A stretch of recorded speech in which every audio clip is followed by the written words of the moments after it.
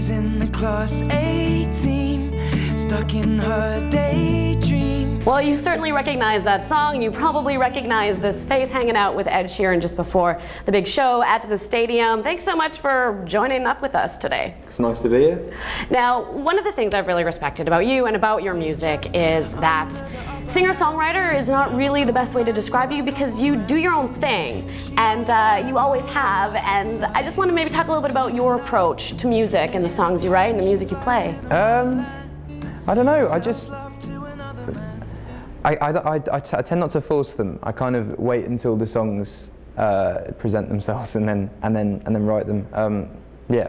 So I guess that would be the process.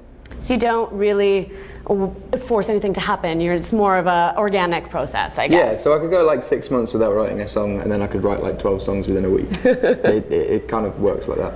And just with sort of the way that you've found your fame and really exploded now here in North America as well as overseas in the UK. I know back in the day there was a time when management wanted you to dye your hair, change your clothes, write music a certain way, and you stayed true to you. And yeah. I'm just kind of wondering, now that you're having more big label success, you're kind of getting well known all over the place, doing award shows and doing things like that.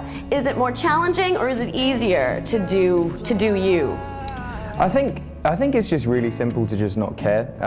I think you have to care about certain things. I think care about your friends and your family, but as far as like appearance is concerned, like I've got this far without having to do anything. Actually, like randomly enough, there's J. Cole has just brought out his new album, and there's a song called Crooked Smile on it, and one of the first things he says is that I have a like really bad smile and I was going to fix it, but then I've got this far without it, so might as well keep it. And it shows people you don't really have to, like, not everyone has a six-pack and not everyone wears Versace. So yeah, I guess I'm the flagship man for that. Well, definitely your fans certainly have grown to appreciate you and appreciate your music, no matter what you're doing. Touring with Taylor Swift, what's that dynamic like? You guys are besties? Yeah, we hang out. Done some songwriting together as well? Yeah, we wrote a song that went on her album. That's the new single, so that's exciting. We just did a video for that.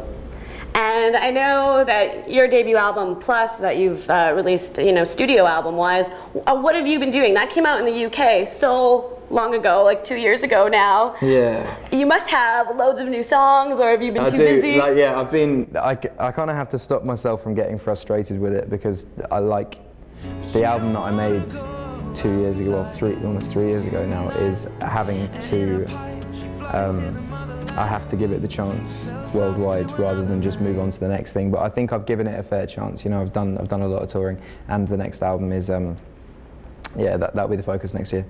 And we were talking a little bit off camera. There were no love songs, not as many love songs in the new stuff. No, well, I mean, there are.